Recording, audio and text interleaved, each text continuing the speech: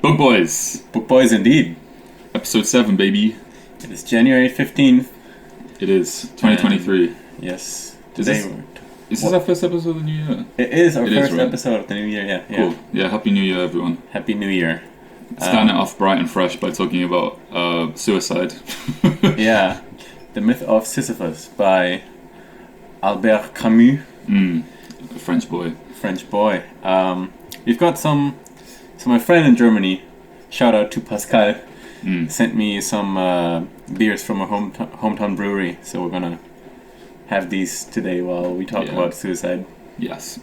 Yeah, the book is, it's basically, I guess, how it puts it itself, like, tackling the most fundamental philosophical question of whether you should kill yourself or not. Yeah. So yeah, we're going to be talking about killing ourselves. If that's not your cup of tea, you maybe should turn off now. No, I mean, the premise is a very fair one, which is to say that, the fundamental question of philosophy is, why live? And before you can answer that question, there's really no point in thinking about anything else, right? Yeah. I think the thing that drew us to this book, like, one of the things that drew us to this book was Nietzsche. And, like, I think when we went through part 2 of Zarathustra, we were kind of coming up against this wall of, like, what is the point of this, like, blind affirmation of life? Yeah. Like, what is behind that? And so this book kind of seemed like a good... It works on that question, yeah. Yeah. Okay. Well, I'm thirsty, so cheers. Yeah. Should I drink this one? I'll have that one. Cheers.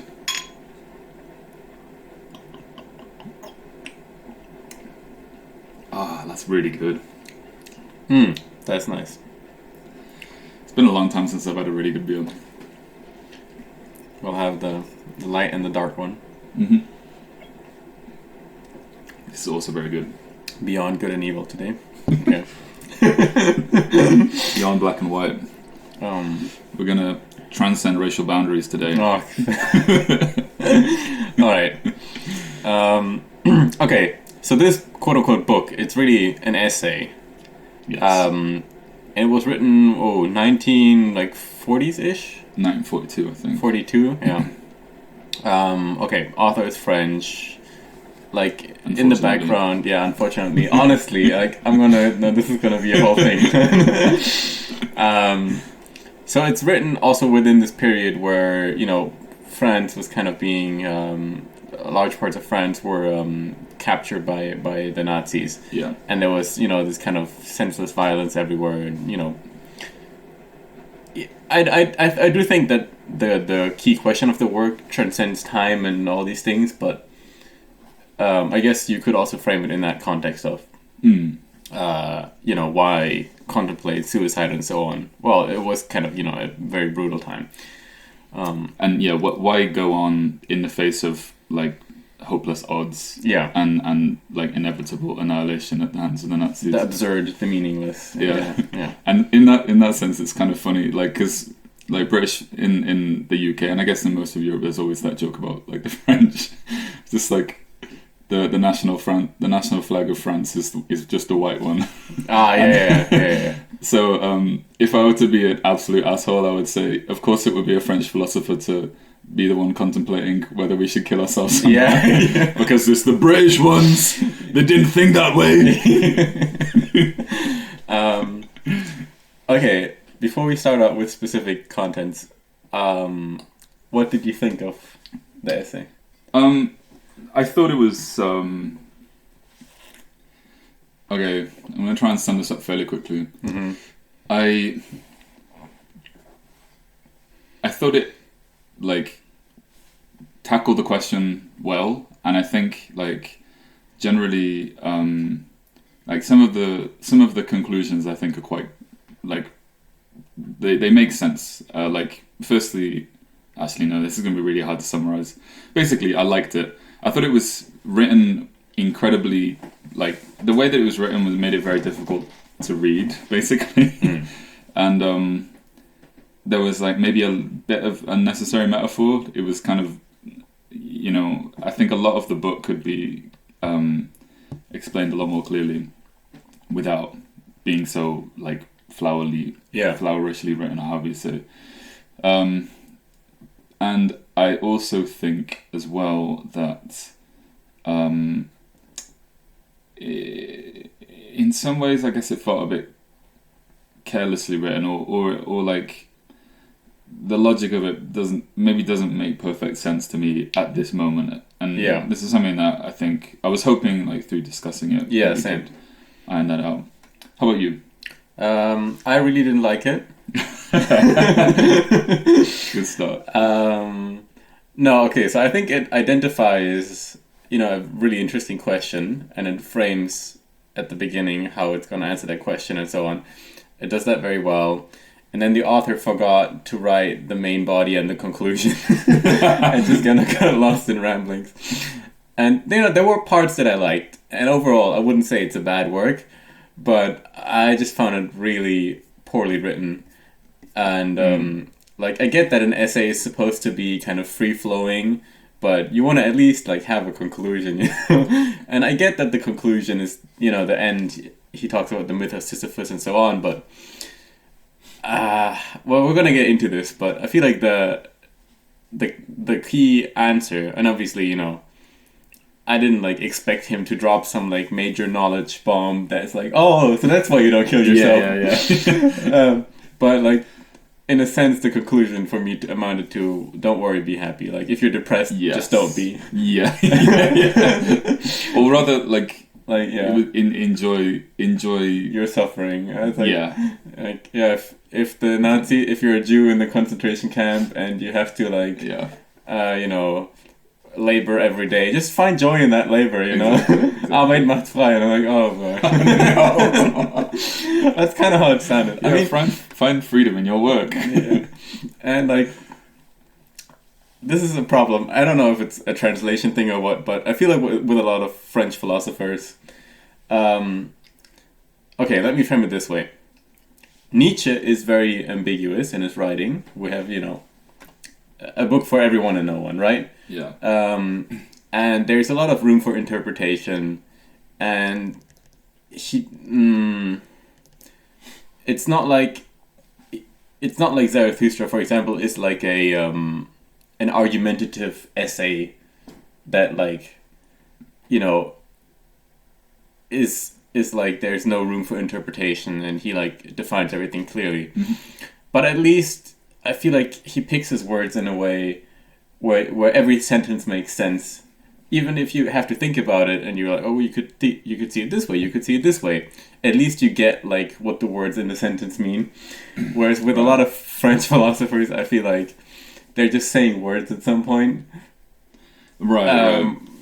Where it makes you wonder to the degree, with Nietzsche, I wonder about a sentence and I think how to interpret it. Yeah. But with these kind of works, I always wonder about a sentence and think, are we talking about a useful concept here, or are these just meaningless words that don't grasp any concept at all? Right? It is. That's one thing that made it quite hard to, I think, get to grips with, because I feel with Nietzsche there's a certain level of trust that you can put in him when you're reading him, to know, for the most part at least, that when you know that he's spitting on the top of his game. Yeah. He's oh, and you're okay, I know that what you're saying is what you meant to say. And I know that when he uses imagery and stuff like that and symbols, that there's something behind them that and there's this kind of a level of trust that when I read Zarathustra, I feel more strongly that when I spend time thinking and trying to interpret it, I will get somewhere. Yeah, with Nietzsche, I'm always thinking about what the fuck is he saying. Yeah. Whereas with these kind of French guys, I'm always thinking, it's still what the fuck is he saying? No. No, absolutely. Absolutely. When I read Nietzsche, I think about what the fuck is he saying. When I read these French philosophers, I always wonder between what the fuck is he saying and is he saying anything at all. Right. Okay. What I really liked is the concept of absurdity. Oh, well, before we get into this, we should talk about what the myth of Sisyphus is, right? Okay, yeah. So Sisyphus, it's a reference to an old, it's a Greek story. Sisyphus was this like tyrant guy who lived in a town, and he basically evaded the gods and made fun of them through like various different ways. And he escaped death. He escaped like punishment. He tricked the gods, and eventually, like when they got their hands on him, they subjected him to this infinite punishment of having to roll a huge boulder up a mountain or like a hill. But the boulder was cursed so that it would roll down to the bottom of the hill whenever it reached the top. And so this like the punishment is just having to do that for the rest of eternity. And Camus uses this as a metaphor to talk about life, like basically, right? Yeah, he equates this, for example, to, you can think of any like meaningless everyday routine of an office worker. Yeah. And Camus identifies, and I thought here he kind of has a point, for all I'm criticizing him for like just babbling on. The real torture lies in the fact that you're conscious of the meaninglessness, and this is where the absurdity comes from. So, for example, if he was rolling the boulder up the hill, hopefully, like expecting, like, oh, if I get it up there, then I'll achieve my goal, and so on. Then it wouldn't be as tragic, even if it rolls down again and he has to do the whole thing over and over and over. He would just be like, oh, I messed it up again this time. Somehow. Yeah. But the fact that he's conscious of the complete meaninglessness of this task, that's what makes it tragic and absurd. And so in the same way in our own lives, like Camus, he establishes in the beginning, he doesn't really talk about it much after he mentions it, but like this mechanical life where you like live without reflecting on the meaningless of things. So you can imagine you're this office bee who's like busy working all day and never really stops to reflect on what they're doing and why they're doing it. But I think one thing which is identified well is that everyone has these experiences where they're confronted with this sense of meaningless towards like what they're doing with their lives. Yeah. And the question is from there there are two things that he identifies, right? There's the two solutions. There's one which are both kind of the same. I think the first one is killing yourself, right? And the second one is hope. So like we have, but hope in this sense means like could mean a couple of things. Like it could mean falling back onto like a philosophical system to try and help explain the world. It could be, you could be like, oh, well, life is suffering, but blah, blah, blah, blah, I don't know. Yeah, but he condemns both of those solutions. Yes, yeah. So it could be that, it could be like a religious solution, like, the suffering in this life will benefit me in a following life. And the way he describes religion or the religious solution is kind of like arguing that you're selling you're selling out.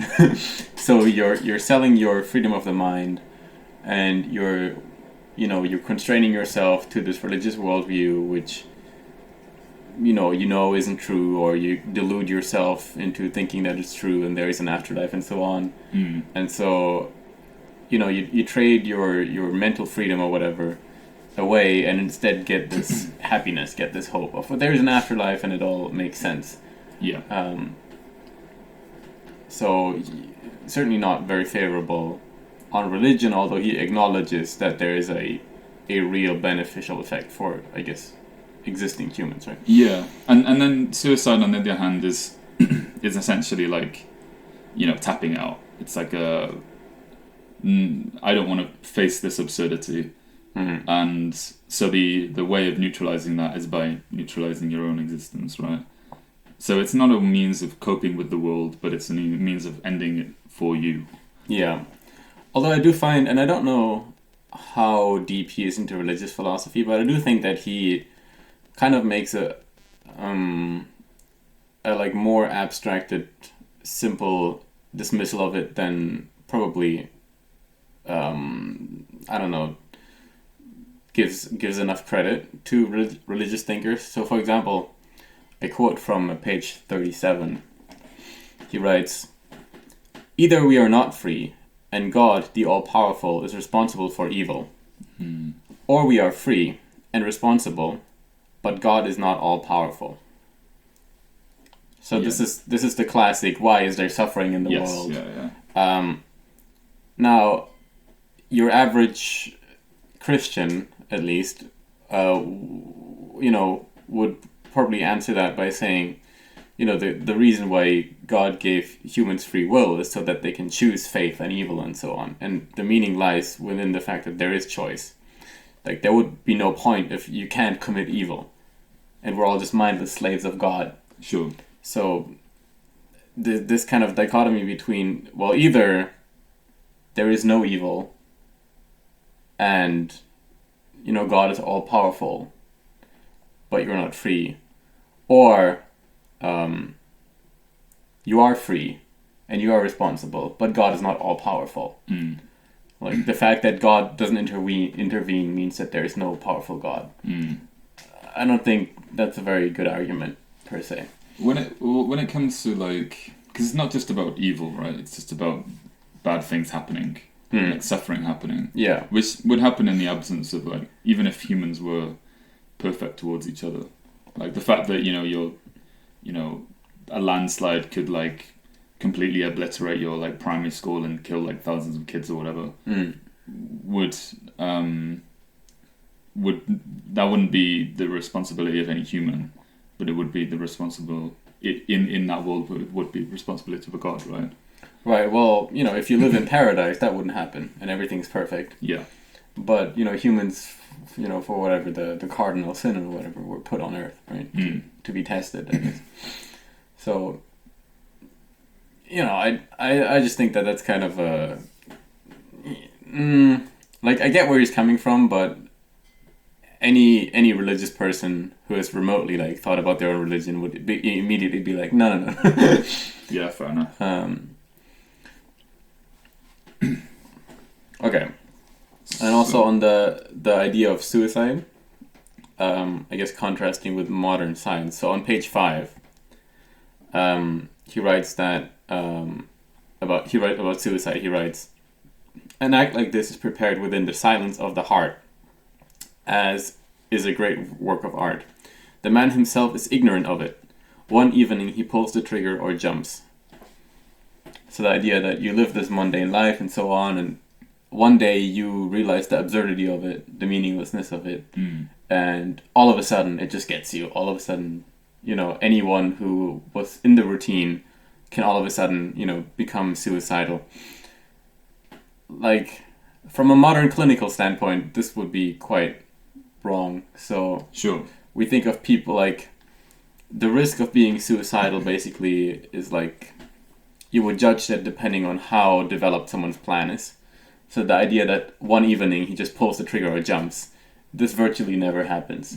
People who are actually suicidal, they have a plan, they've thought about it, they've thought about the method, they thought about the time. This is how you assess these things, right? Yeah. So there's like a period of ideation and then things become more practical. Yeah, so yes, anyone can in theory become suicidal, but the idea that, meaninglessness hits you one day in your daily routine and then you just jump off, that's a bit too simple. It's quite dramatic. Yeah, I agree with that. What else have we got? Yeah, I mean, this book is pretty strangely put together. Yeah, it's not super clear, like, what is this section about specifically? Yeah, well, he talks a lot about Dostoevsky, Kafka, and Nietzsche. He does, yeah. It becomes kind of a literary critique at some point. Which you can kind of anticipate, I guess. So one interesting claim was that... actually, before we go on with this, should we just define the concept of absurdity a bit more? Sure, yeah. So this is probably the biggest theme in this book and what other people take away from it. The philosophy of absurdity, which is Okay, let me just give you one quote here from page 21. The absurd lies not in one thing, but in the distance between anticipation and reality. It is neither man nor the world, but between them. Yeah. So he's saying, and this is kind of the atheist standpoint, there's a universe that just is, it's kind of meaningless. Or rather that its meaning is not something that humans can interpret. So the idea of meaning itself is kind of a man-made interpretation between human life and interacting with the universe. Yeah. So he's saying the universe just is, and people just are. Neither of these things are meaningless or absurd, but together, why are humans here? What is the point? We all die. Within your lifetime on this earth, your impact is basically nil. Like, why the fuck am I here, and so on. Contemplating this relationship makes it absurd. Yeah. And he was also quite insistent on the fact that absurdity is something that is, well, the feeling of absurdity is different to the notion of absurdity. And yeah, so whilst we think of it as like you said, this relation between humans who seek meaning and the universe that cannot provide meaning, the feeling of absurdity is obviously always felt by people. And so, yeah, I don't know, there's this emphasis all throughout that he doesn't describe himself as an existentialist, but like, it's about experiencing the world. Yeah. So on page 10 he says, your mechanical life routine leads to weariness. And then one day you awaken from this. So, for example, you could be an average office worker who thinks, okay, I'm putting money in my pension account, and one day I'm going to retire and die with my grandkids around me, and so on. Yeah. Kind of, the classic, like, baby boomer life idea. Yeah. But one day you wake up and you think, well, what's the point? Why am I slaving away every day, and I'm just thinking about how I'm going to die? So this fact that we all die at some point is quite rough. So he says the consequence of this awakening is suicide or recovery. And on page 11 he says, we long for tomorrow, but it should be our enemy. This realization is absurd. So we long for tomorrow, we look forward to the future. We save money, we have like an ideal of who we want to become. We educate ourselves, we train or something, Yeah. But really, every day we live moves us closer to death. So. And also I think as well, the world doesn't ever guarantee those things that we desire. And this is one way that he brings in the idea of the actor, which I thought was actually really quite smart.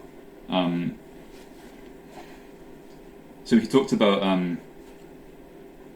artists, essentially.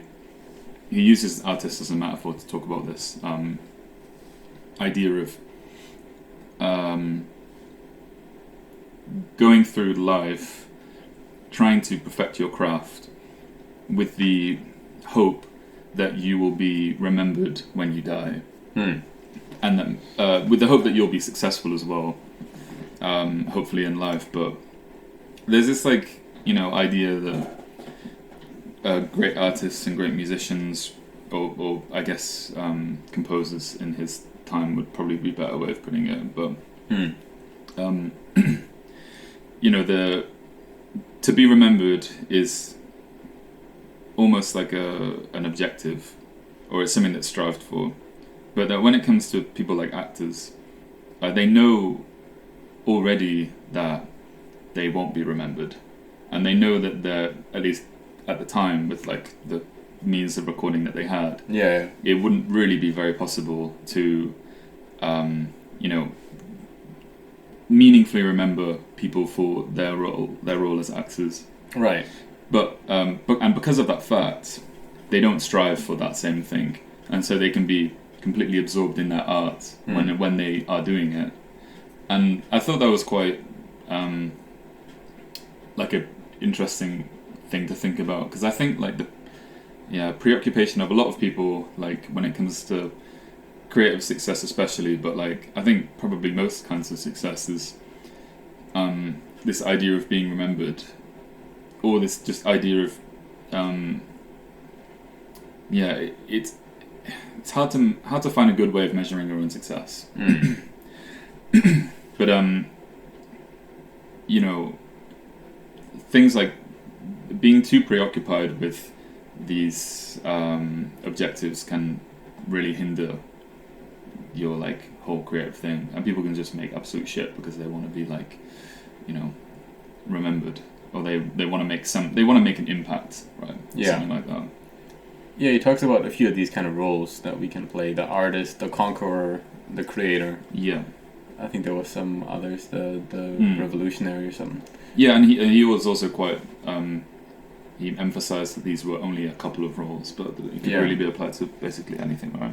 And with this, you know, I feel like I was reading a Slavoj Žižek book in the sense that I'm like reading about this concept that he talks about. And I'm like, okay, he hits on something here. There is something here, but it's not exactly clear how it ties back to answering the question he's trying to answer. Right. Yeah. And then it just kind of gets lost, and it's like, okay.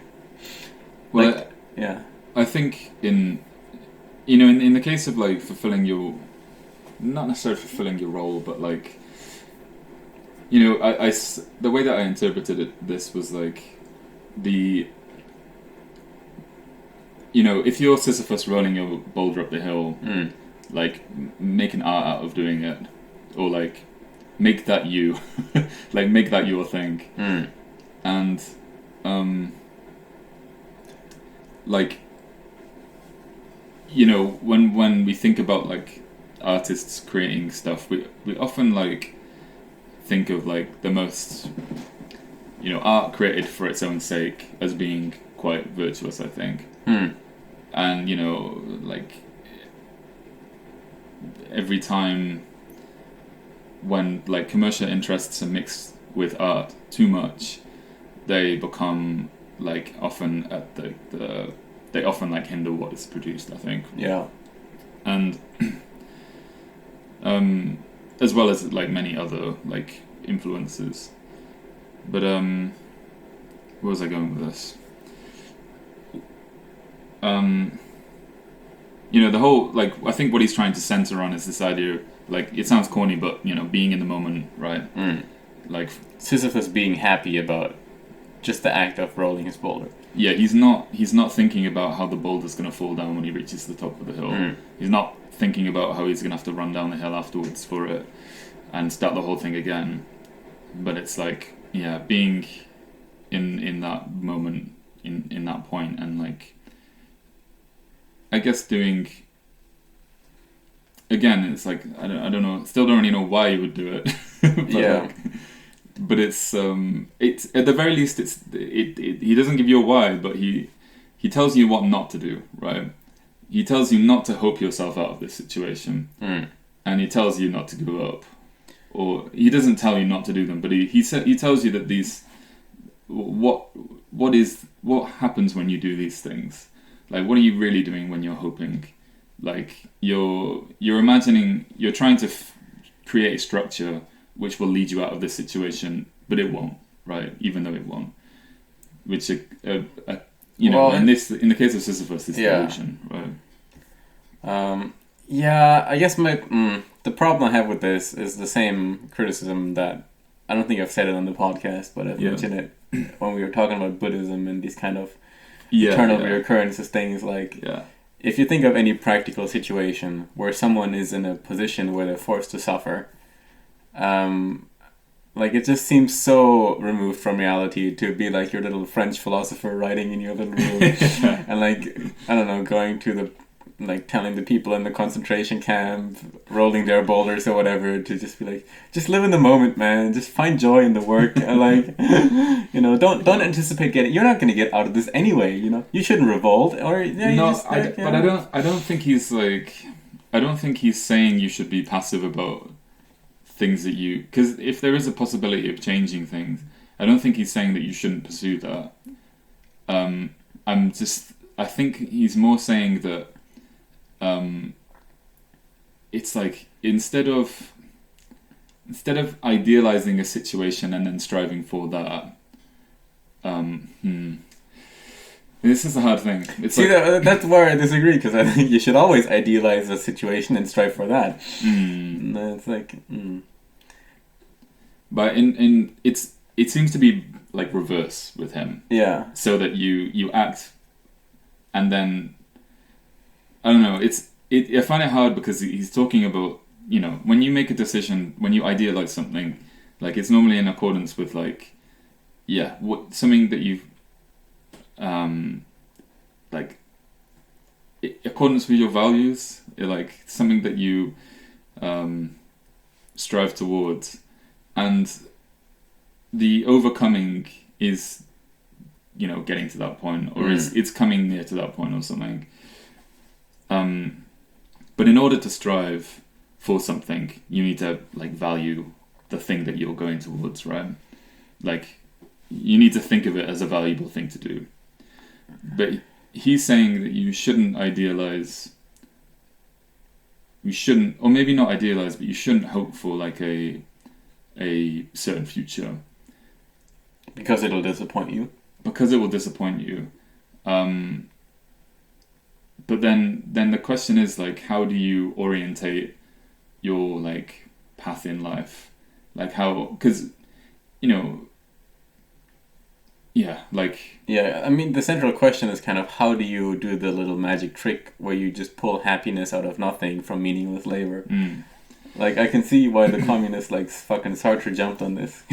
Like, just work, just find happiness in the work.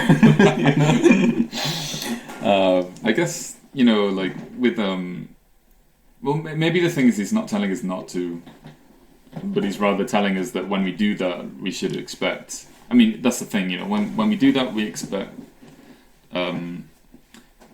disappointment. We should expect disappointment, and that is something that's like absurdity, I guess, right? Yeah, I mean, and also, I guess, I question how useful this metaphor of Sisyphus is for human beings, because in any like seemingly suffering and meaningless and so on situation that you can find yourself in reality for humans, there is usually something to be done about it. Yeah. Sometimes there isn't, I guess. But I think there's always something that you can do. With Sisyphus, we have this idea that, the gods have made it so there's no escape. And so you're just eternal suffering. And so if you're suffering eternally anyway, you might as well find some kind of happiness in your labor. Which makes sense in that example, but I don't think it's super applicable to reality of humans. Well, there was like there was some cheeky guy who like came up with a, like, it feels very like fucking Reddit or something, like some guy would definitely think of this. They came up with a solution to Sisyphus's problem.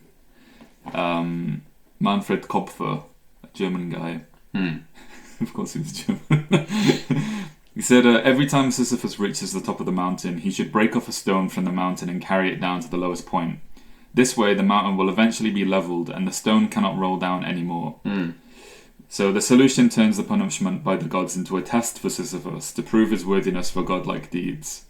If Sisyphus is able to, quote, move a mountain, he should be allowed to do what otherwise only gods are entitled to do. I like that. Which is funny, right? Yeah. And and that's the thing. Like, this is Sisyphus is this metaphor, like thought experiment. But this is the hard thing. It's like admitting the hopelessness of a situation is defeat in itself, right? Yeah. But again, you can never confirm whether you would be defeated anyway. You know, you can never confirm whether it's futile to keep trying. It's.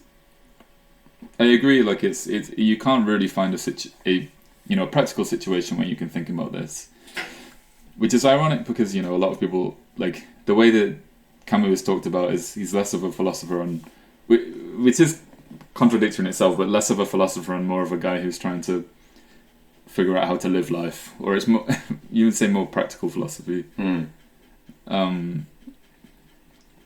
But I think you can maybe think about it in more of an abstract like way. Like maybe it doesn't apply to a specific situation, but it applies to like in a case of like tragedy where you're in a concentration camp, for example. It's like the impossibility of getting out of that situation is not guaranteed, but you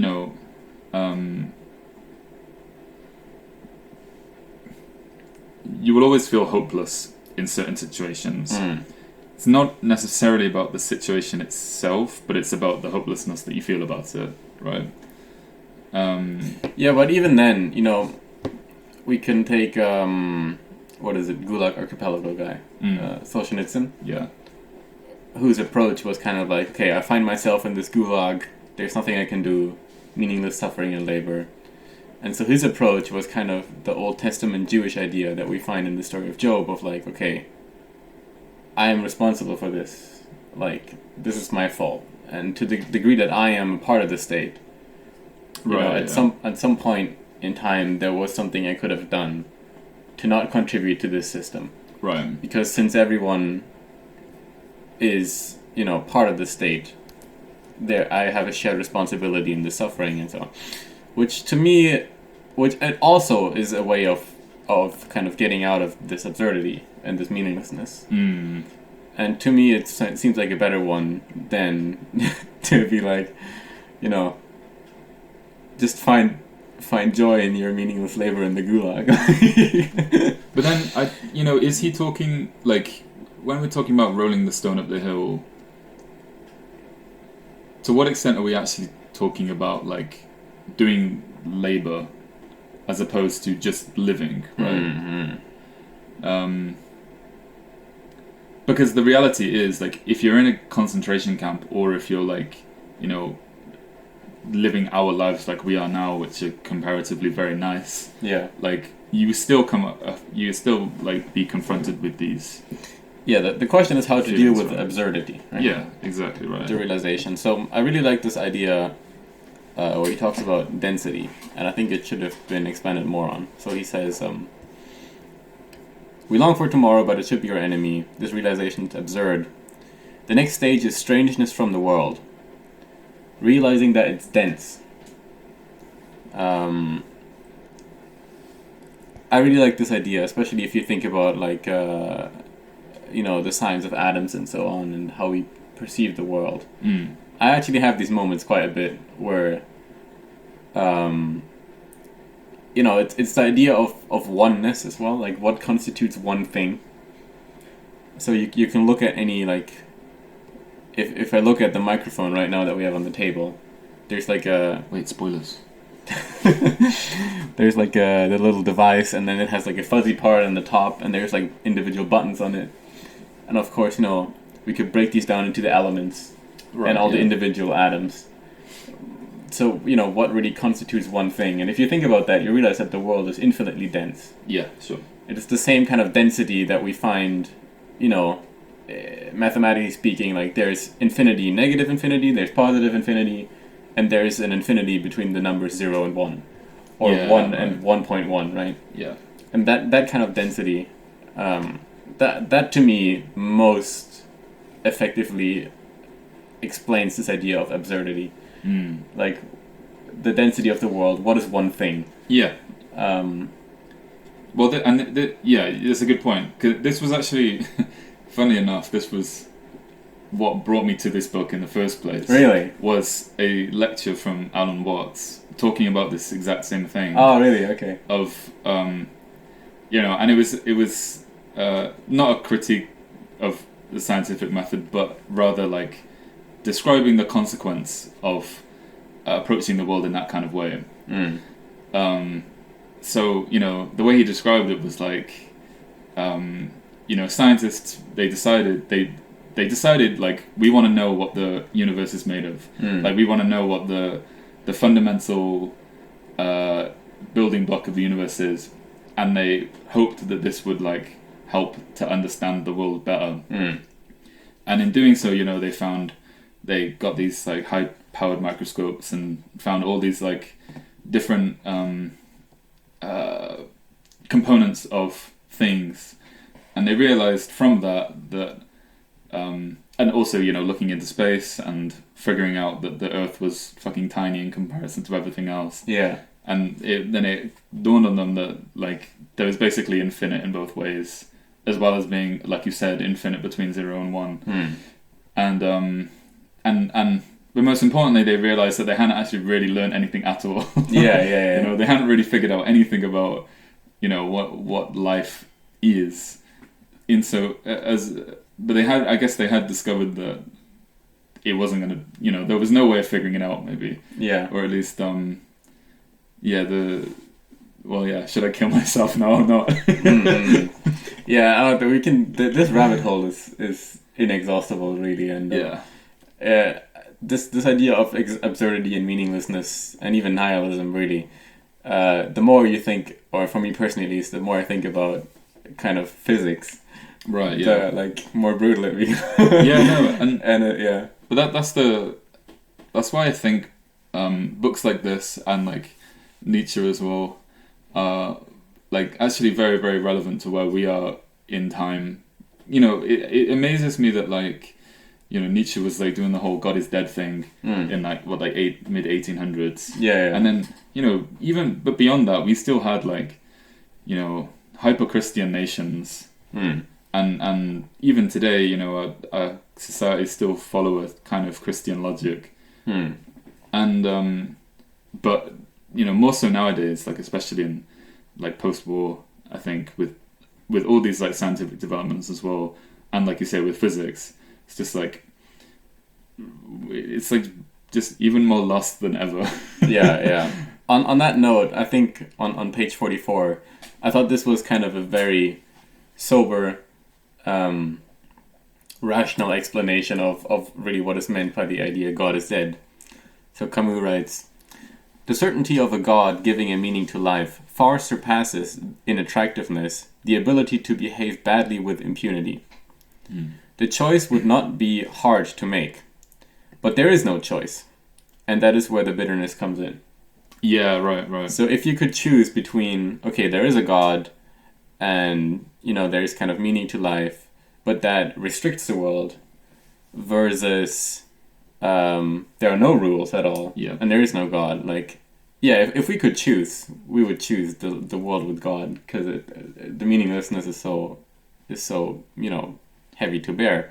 But this idea of we killed God is, well, we don't have that choice anymore. We're in this fucking world now. Yeah, and like in the beginning of the book, see if I can find the quote.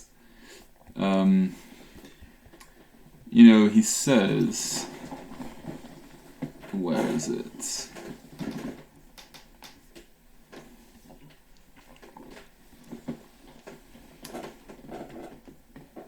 Yeah, man is always a prey to his truths. Once he has admitted them, he cannot free himself from them.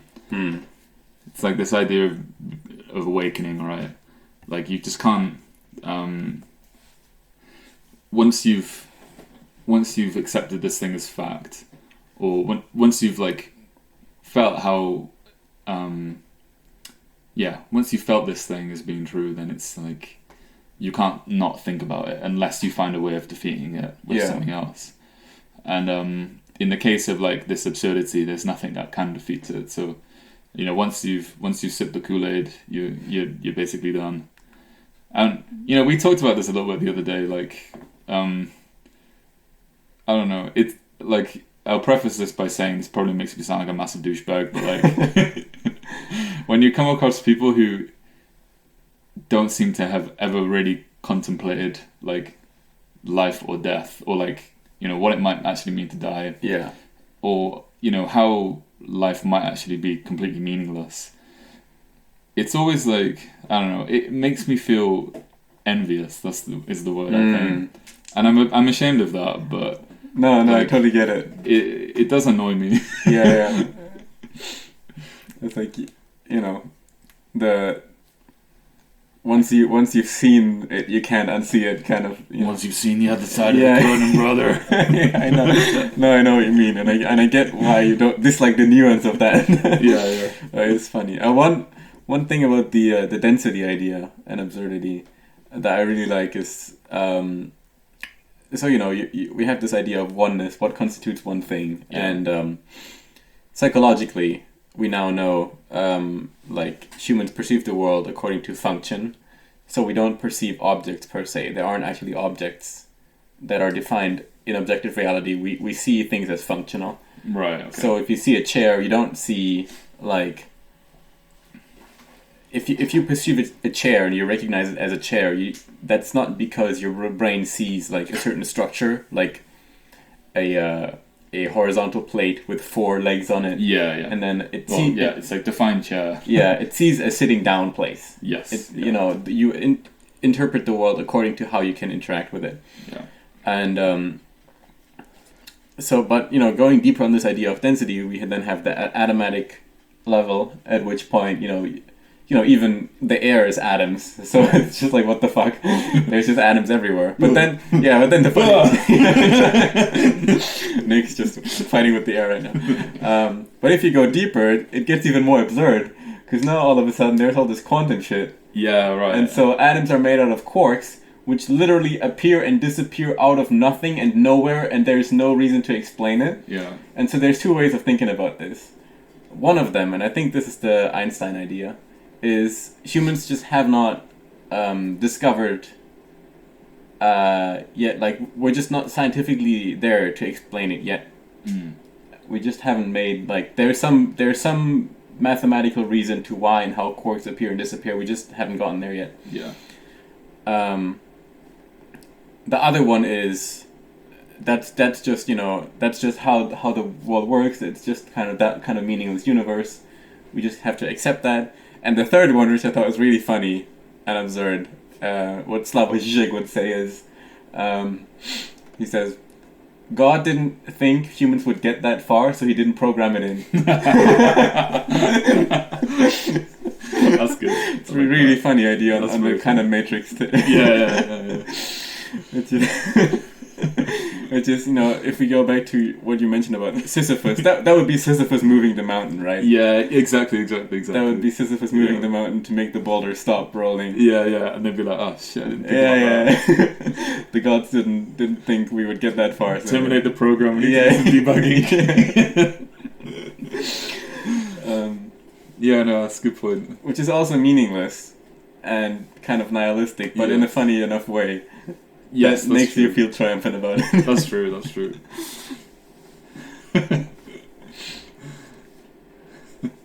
Okay, good. What else is there to talk about? We have the 3 consequences, right? Okay. So we have this this whole chapter he devotes to absurd. I think it's the absurd. What is the name of the chapter? It doesn't matter. But it contains these 3 sections: the absurd revolt, freedom, and passion. And these are the kind of, I guess these are some of the rules that he kind of presents as, like, you know, how you should live your life. So, the first is revolt, and this is kind of difficult to describe, I guess, but like, I think what he means by revolt here is a a revolt against this nihilism, or maybe a revolt against the meaningless of life, but without falling into the trap of hoping, and without your revolt being killing yourself. And this is like it's kind of annoying because he describes this at the beginning of the book. He's like, we have these two ideas: do you kill yourself, or do you like choose religion or philosophy or hope or whatever? Yeah. No, I want to talk about a third one. Yeah. And then he's just like, okay, so this idea is called revolt, and it's when you do the thing. You kill yourself out of spite. No, it's when you reject the meaningless of life, but without killing yourself and without hoping. And you're like, okay, what is that? Yeah. What is it? Yeah. Where can I get this? Yes. He also says that the next one we have is freedom, which is, we've talked about a little bit, but it's, it's like the same contradiction between like acting within your free will and, being free to act and think however you want to. But without, like, whilst also rejecting these idealized, he calls them metaphysical freedoms, which are like, these ideal future selves that you can hope for, like hope towards. And, when it comes to that, it's like, it begs the question, like you said earlier, like if we don't have these models of what to aim for, like how do we organize our action? If everything is equally true and everything is equally valuable, you cannot act. Because when you act, you necessarily prioritize one thing over another. So this is not really like, I don't know, maybe we can look through this over in the break and talk about it a little bit more, but not super clear. And then the final one is like, this is like your like bargain basement, like self-help thing, which is live in the present, guys. Live in the moment. Live in the moment. Yeah. And I guess it's not false. He says you live. The third one is passion, right? Like live your life with some kind of passion, some degree of passion, and strive for he describes a quantity of experiences over a quality of experience, and I think that's quite a like good point. I think because we're talking about avoiding unnecessarily ruminating on life. Yeah, and you can have a small number of experiences and think a lot about them and like how they were formative to like for your life or whatever. But like he says, quantity is quality in a way when it comes to experiences. Yeah. So having more is always better, and having more is equal to having quality. Right. Well, okay. That's an interesting idea. I probably would disagree. I guess it depends on how you define experience. Because you could also say that, killing someone and so on is an experience. And it's better to have that experience and know what it feels like than to not have that experience. Like, where it's like, okay. Well, that's the thing. He does, because he talks about Don Juan, like that womanizing. Yeah. And like there's this whole passage about like morality, and he's like, the absurd man is not like a moral person. To the absurd mind, there may be responsible persons, but there are no guilty ones. Yeah, and the absurd man is completely innocent. And this is where I see, like this passage. I'm going to read the quote from page 48, which I think perfectly illustrates how absurdity is not simply, the catalyst for eventual suicide, but also just erodes all societal structures. So it reads, we call love what binds us to certain creatures only by reference to a collective way of seeing for which books and legends are responsible. But of love, I only know that mixture of desire, affection, and intelligence that binds me to this or that creature. that compound is not the same for another person. I do not have the right to cover all these experiences with the same name. This exempts one from conducting them with the same gestures. And then the conclusion is there is no noble love, etc. Yeah. And so, is this not the exact kind of underlying reasoning behind all this, excuse my French, bullshit we have nowadays with the open relationships and you can fuck a dog, you can do this, like all this like sexual diversity and so on, and kind of saying people. That, well, no, but the claim that any sexual desire, any kind of love is equal to any other kind of love, and that there's since each experience is so individual between two people or animals or whatever, you can't just cover it all with the same concept and call it love, because it's a different thing every time. But I think the consequence of that is quite disastrous. Well, I think so. From that passage, I think what he was pointing towards is this, like,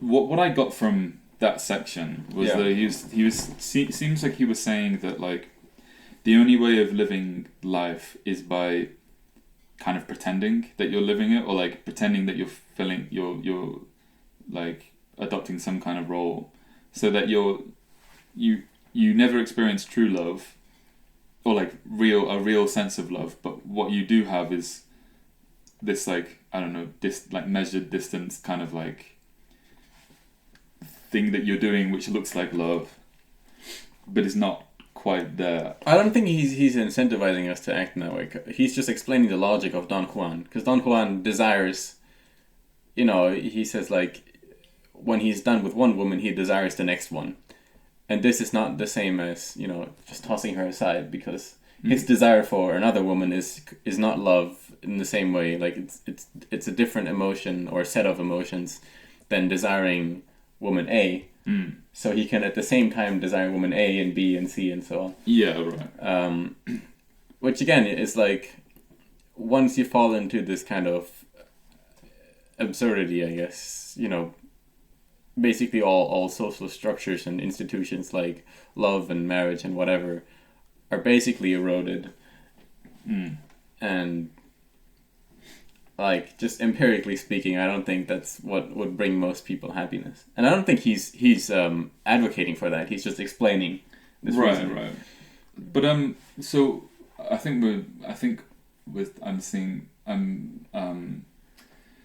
focused on a different bit here. Yeah, probably. Like, what do you take from that quote? If, like, just to like refresh again. What do I take, like, as an impetus to action? Or what was your main point for bringing up that quote?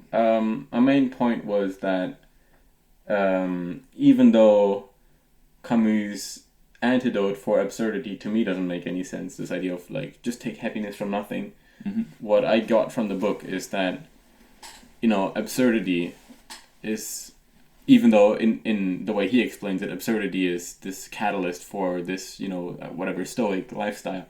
To me, it more seems like absurdity is, or falling into absurdity is a great danger. It erodes all structures, it erodes all values. And he talks a lot about Nietzsche, but I think, Nietzsche's Übermensch is not absurd in the way that, he describes absurdity in this book. Like,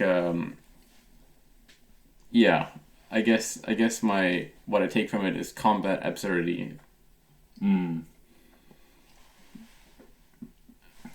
so I guess I would fall into the idea of revolt in the sense of bind yourself to some kind of religion, philosophy, some kind of set of rules, right? Which he does not seem to advocate for. Yeah. But I would say, no, that is the only way, because the solution you provide is much more absurd to me. Right, yeah. I think well, then the question is like, what what philosophy or religion do you choose, and why do you choose it? Is like, I don't know. That seems like quite an important question as well. Yeah. Because there's clearly a lot of room to make mistakes within that. For sure. And or to you know what I mean, like adopt philosophies that are much more harmful than others. But and I guess this is one of my problems with the book as well, is it's like, this is slightly kind of tangential, but like, he looks at all these philosophers and he's like, none of these people have come up with a cohesive, like, full understanding of the world. No one has like managed to really give us this like perfect way of living life. Therefore, there probably isn't a way of doing it. And so philosophy is something that we shouldn't bother to like explore. Or rather, philosophy is the same as religion and, blind hope. These like ways of is sublimating the right word? Like, pushing out the feeling of absurdity. And it's kind of funny because, he doesn't really like, the book isn't like, when he comes to his conclusion, there's basically very little like in the previous chapters to allude to that conclusion. There's very little kind of like, this is my logical, like, these logical steps that I've got to arrive at this argument. So it is just kind of like, is this like, how much have you really thought about this? It feels like he wrote an essay in the way that you would write kind of an artistic novel. Right, which works for a novel, but not for an essay. Like if you're writing an essay, I want kind of like clear argumentation, Yeah. It's much more difficult to engage with. Yeah, because of that. All right, should we take a quick break? Yeah, let's do that. Catch you in a bit. Boys. Book boys. We're back. We are back. Had you on a cliffhanger there, huh? What if they killed themselves? We had a coffee. We had some sweets. Yeah, and some contemplation. Yeah. We decided to come back. Yeah. We were thinking maybe just, we would upload this half-made podcast and then just never come back on air ever again. And leave people to think, but no, we're overcoming it. So we've got I guess only a couple of things really left to talk about, which is, I don't know, mainly talking about things that we were getting in the first section that sort of need more fleshing out, and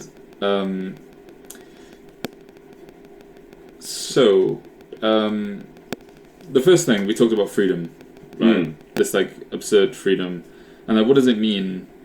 Maybe you've got the wrong end of the stick on it. But what does it mean when you reject these ideas of hope about like, who you can be in the future?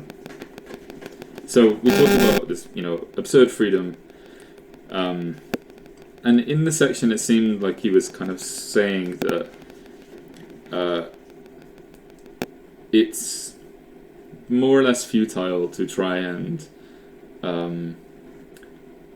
to aspire to, or like accomplish a certain goal or become a certain kind of person, given that the universe, has other plans for you, or that rather than even having a plan, the universe will just fuck your shit up, and you will die, and then great job.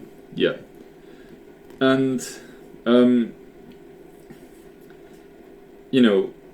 in response to this, it seems like he was saying, the best thing to do is to not have any hope, which doesn't seem to make any sense, because it's like if you're in the Nazi concentration camp, like if you really just do absolutely nothing, or like maybe not in that example specifically, but like there are many more things that we resign ourselves to in our life as being unchanging when they could be.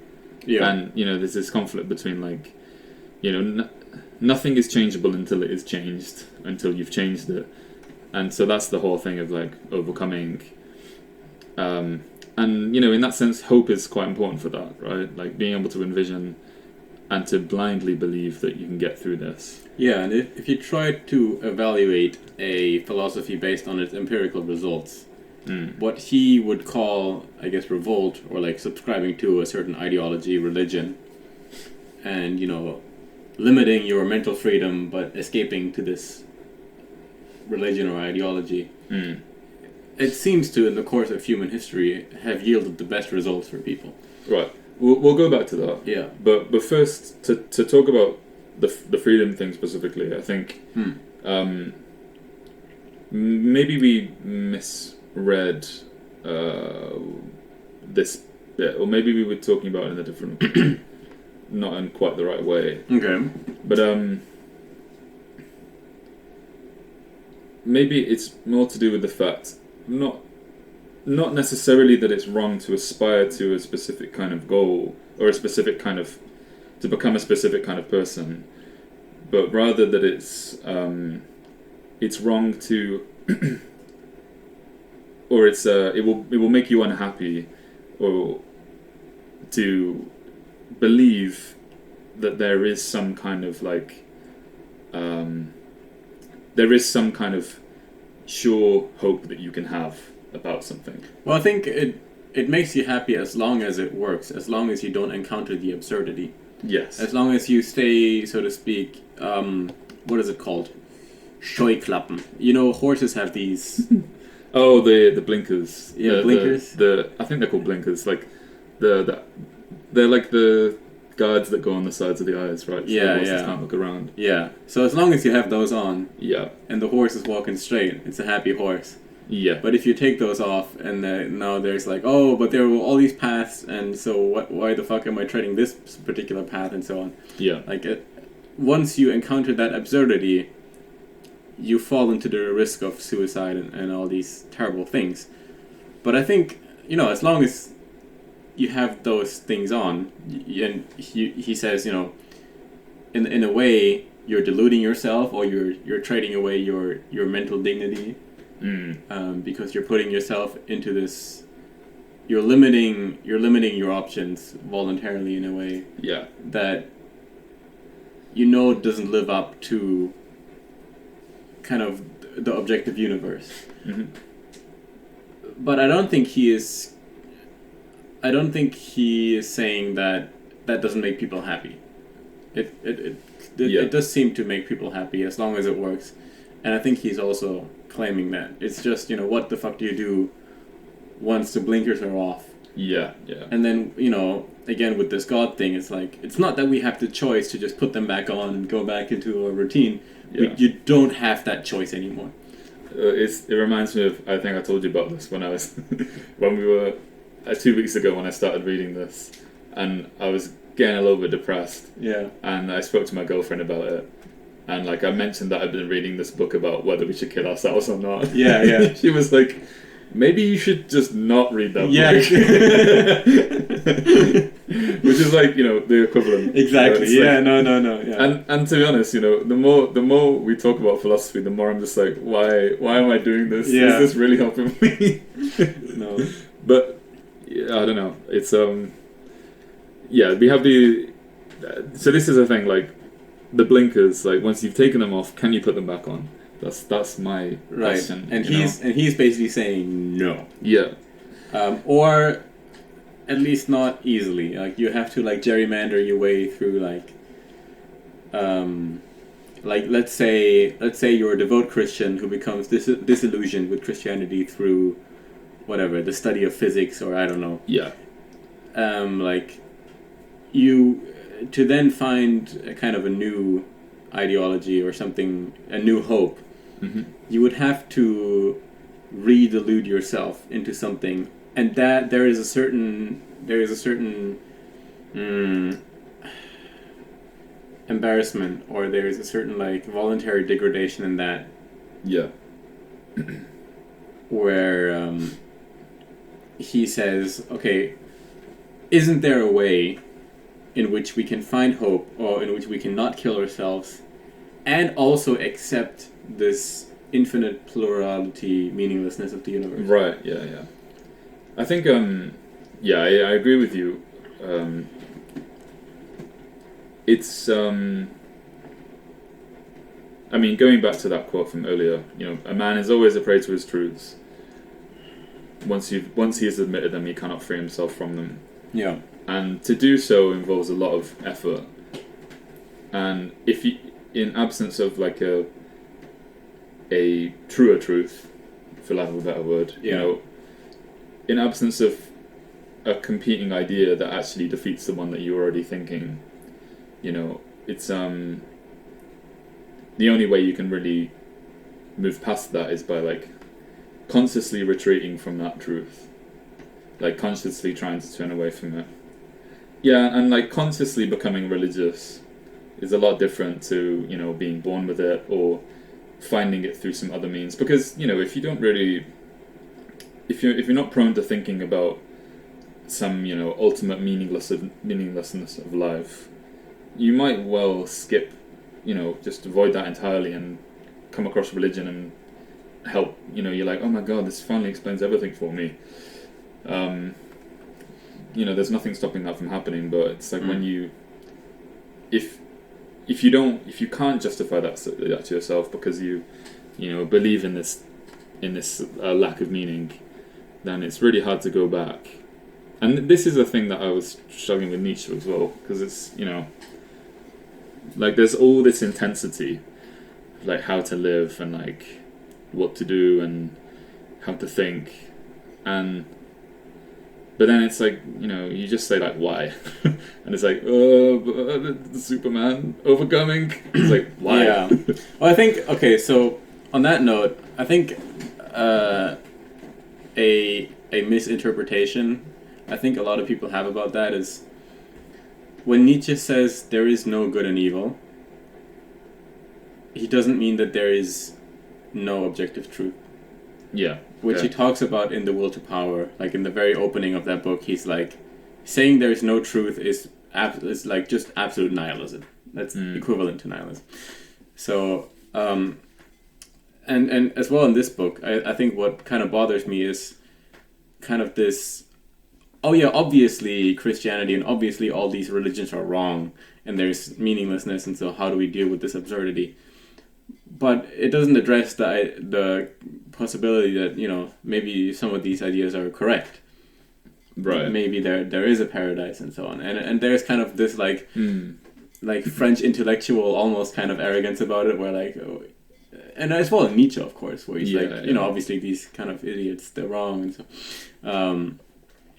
so. Especially because, to me at least, on page 12, he already gives a really interesting logical case for why there is a kind of objective truth, or why certain things are truer than others. So he says, if everything is true, then the assertion that our assertion is false is also true. Yeah. Whereas if everything is false, that assertion itself is also false. Mm-hmm. And then he just leaves that, where I would say, okay, but wouldn't the logical consequence then be some things are true and some things are not, and so some things must be truer than others, so therefore there is some kind of religion, moral philosophy, ideology, like there is some kind of correct way of life. We just struggle to grasp it, right? Yeah. The consequence of that, like, logical trap is not, everything is false. It's some things are true. Yeah, and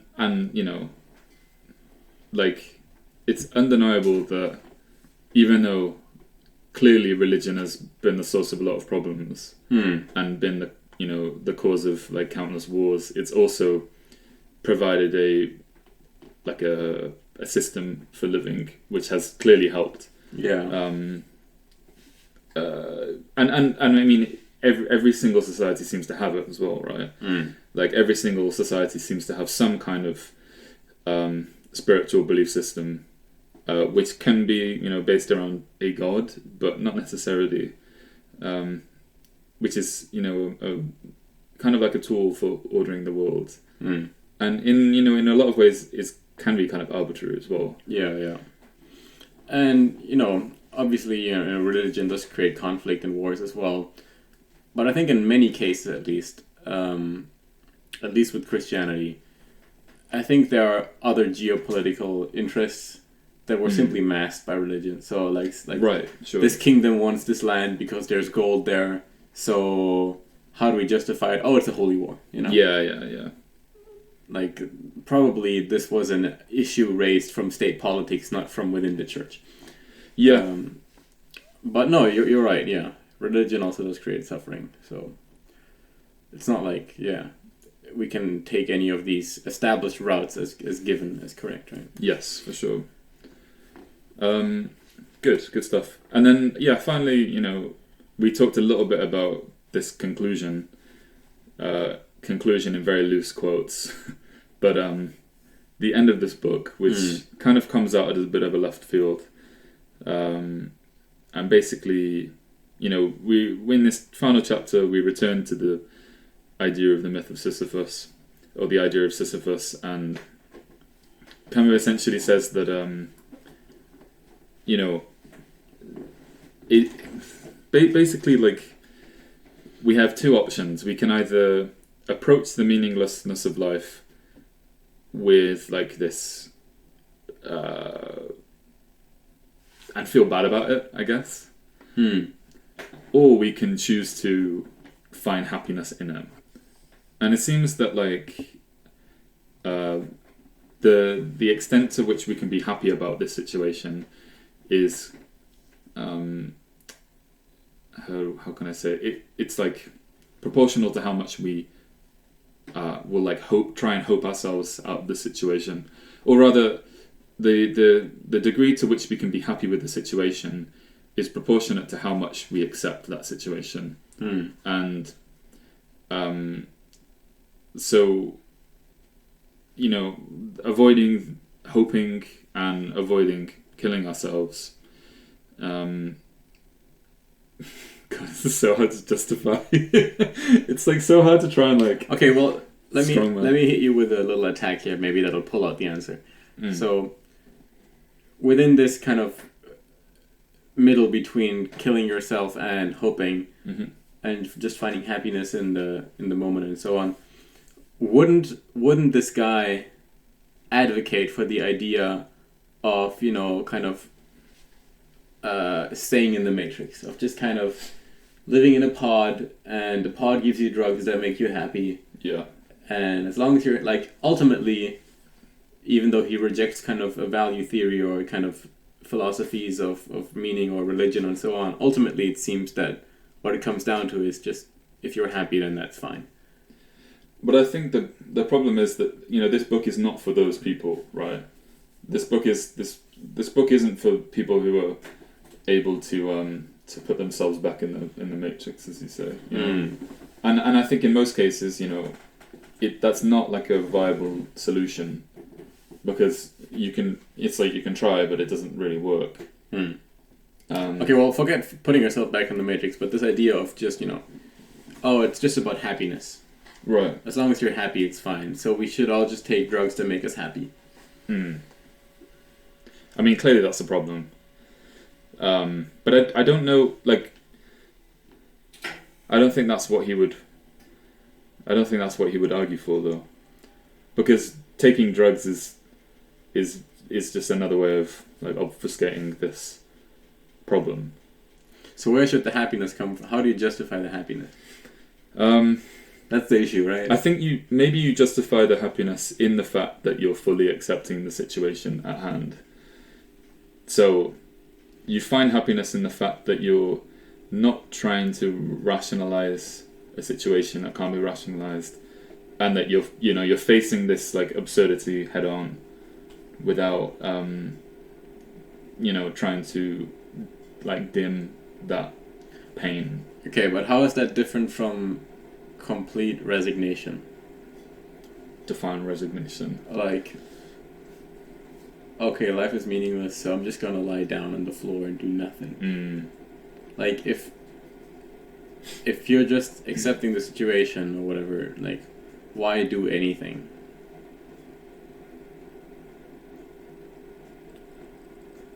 If you have any ideas, email us at bookboyspod@gmail.com.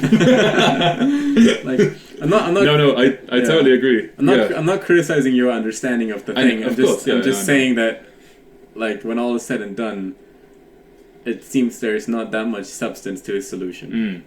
And well, especially because, you know, like he says, there's nothing. The absurd man is amoral, and it's like it seems like any is there any life you could live within that, whilst being conscious of the absurdity of life, would be like acceptable. You know, whether you're like a Don Juan or whether you're like some Dostoevsky character, you know, maybe even if you're like some serial murderer or something, it would all be acceptable within that. Yeah, I don't know. But I don't know, like, because he doesn't. It's not like a cry for action, really. This book. Yeah. So yeah. And on that note, next week we're going to tackle the question of why do anything when you could prefer not to. Yes. We'll be looking at Bartleby the Scrivener by Herman Melville. And this is something that we both, I think we've been wanting to read for a little while. It's a pretty short story, inspired by our boy Slavoj Žižek. Well, the story is not inspired by Žižek. No, it's not. Yeah. But our decision to look at it is the philosophy of I prefer not to. Yeah. Which maybe can actually help us answer some of the trouble we've had with this book. Yeah, maybe, for sure. All right, cool. We'll leave it there then for today. I guess my takeaway is just avoid the absurdity. And I'm not convinced by the solution of embracing the absurdity and trying to like accept it and make something out of it. I think the danger is too high. Like, you would have to have a lot of strength to somehow not kill. It's way safer to just stay in the Matrix. Stay in the Matrix, guys. I don't know. I feel conflicted about it because I always feel very disappointed when in myself, like when I try very hard to like think about life in a certain kind of way, and I inevitably like pull it apart, and I'm like, this is fucking useless trash. Like, what's the point? There's something, I don't know. It's kind of like a twisted pride about that. It's not helpful. It's like, so what you're saying is this book is for those very high IQ individuals who can't self-delude themselves into religion. I've been awokened. Yeah, I'm woke. Okay, don't kill yourself. Yes, that's the main takeaway. Don't kill yourself. Or actually, no. I mean, if you wanna do it, I don't mind. I want obviously take responsibility, but okay, bye.